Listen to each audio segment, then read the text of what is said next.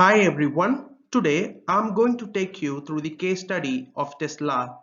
The Tesla case provides multiple opportunities to discuss core strategy and innovation topics such as patterns of innovation, types of disruption, the innovation ecosystem, systems strategy, the innovation process, and so on. Before moving to this case study, I would request you to subscribe 5 Minutes Learning channel in YouTube in order to get my recent case study video updates on time. Also, this video is enabled with English subtitles for your better understanding. Now let's move to the case study. In the year 2003, Martin Eberhard, a serial entrepreneur with concerns about global warming and US dependence on the Middle East for oil, decided to build a sports car that was environmentally friendly. After investing a variety of alternative fuel options, Eberhard concluded that an electric-powered vehicle was the answer to provide the greatest efficiency and performance. During his investigation, he came into contact with A.L. Cocconi, founder of AC Propulsion. AC Propulsion had produced an electric car called T0 that could go from 0 to 60 miles per hour in just 4.1 seconds.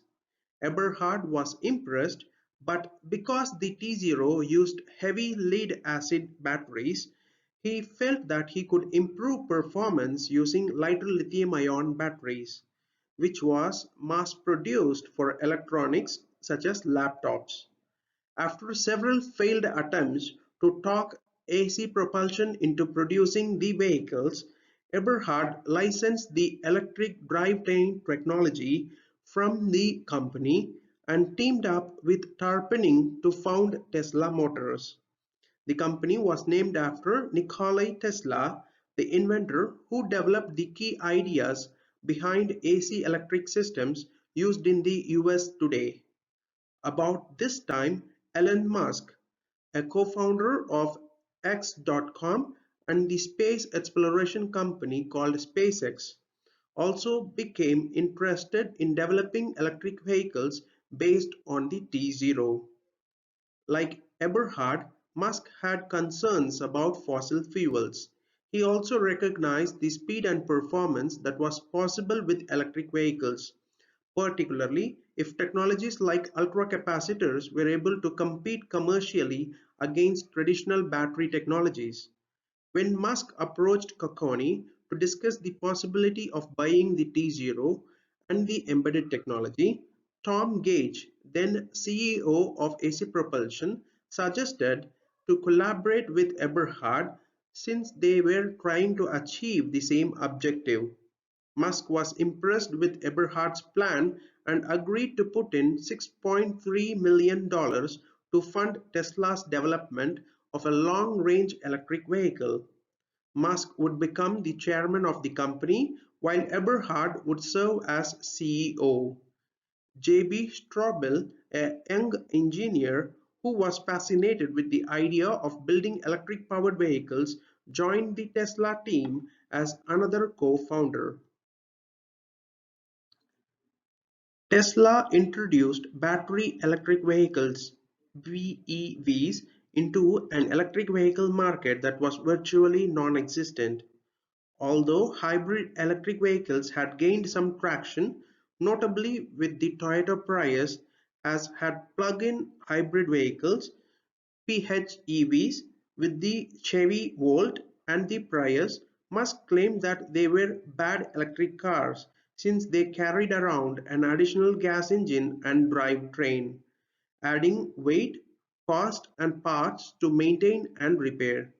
Despite his criticism, for many customers these vehicles alleviated the concerns of being stranded without a charge or service.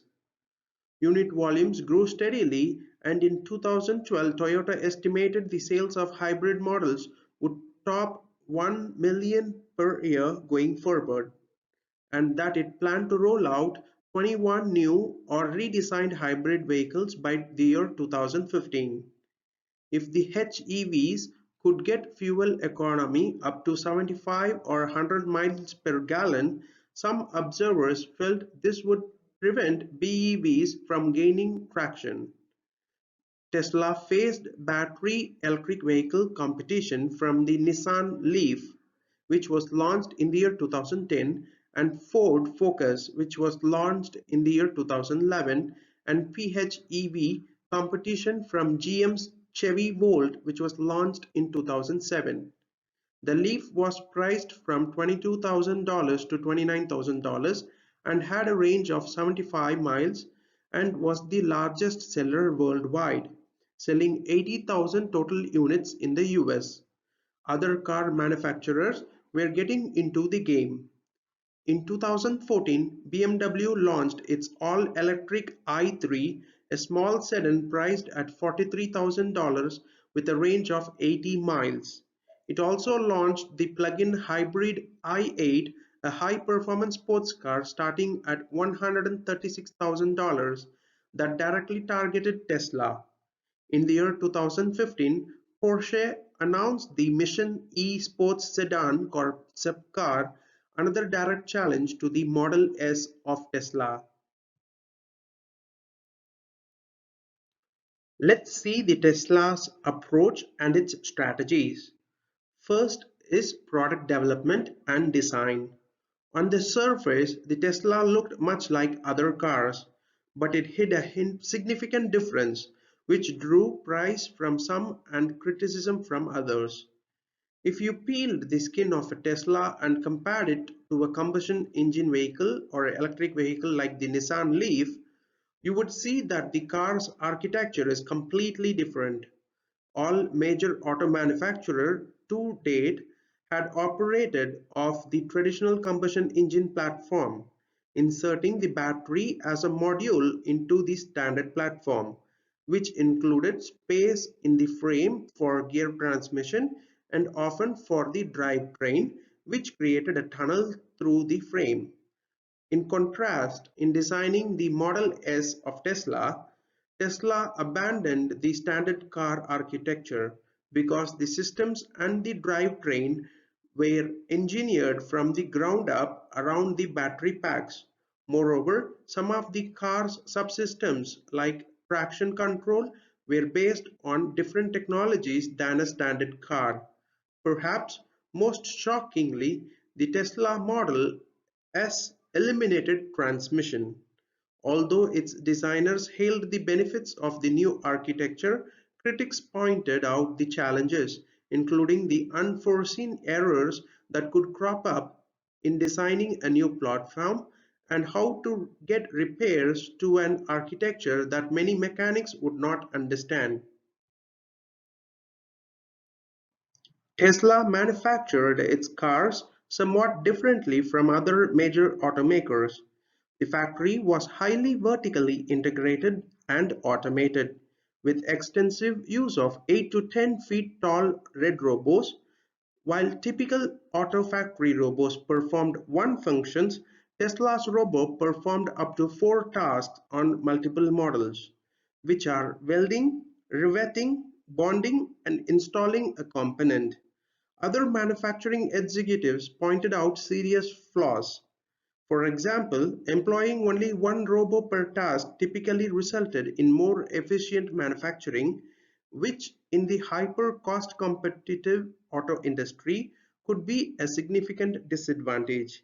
In addition to the body, Tesla had to manufacture or purchase the battery. Batteries had been a concern for electric vehicles for some time. In addition to being heavy, volatile, and expensive, chemical batteries had limited storage capacity, and dealers reported that their great challenge with customers was the fear of running out of power. Tesla invested heavily in developing the battery, starting construction of a gigafactory intended to produce more batteries in 2020. Like most Tesla moves, it drew praises as well as criticism. Hitherto, lithium-ion batteries were produced in complex supply chain, with raw materials mined in South America shipped to North America for processing, then shipped to Japan for further processing, and back to North America. Tesla hoped to save on cost by bringing all these operations under one roof by an estimated 30% in a net zero energy factory. It also had plans to sell batteries for other applications, including a power wall for home use, marketed as a money-saving device because it recharged when utility rates were low. To achieve its ambitious goal, Tesla committed to build a $5 billion factory operational by 2017, a massive investment for a new company, even with Panasonic putting up 30 to 40% of the capital. Despite the challenge, Tesla invested significantly to improve the performance of lithium-ion batteries, developing its own techniques for linking the battery cells together and cooling them. The battery cells were designed to vent heat in a proprietary way and employ coolant running through the entire pack to maintain optimal temperature.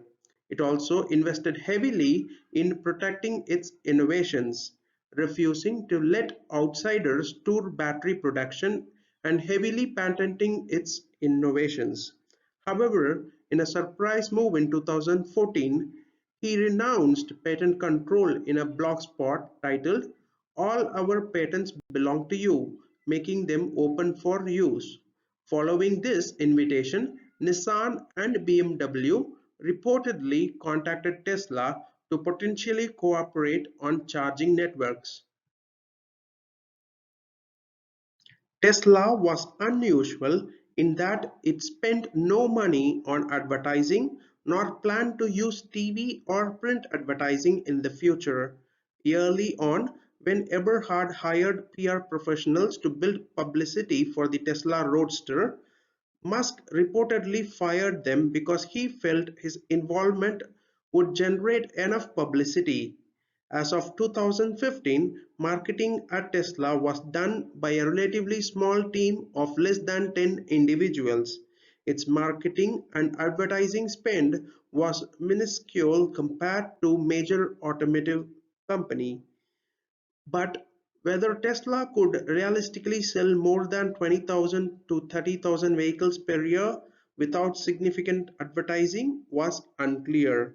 It might work as long as Tesla was focused on the niche market at the high end, but not for the Model 3, which targeted the mass market.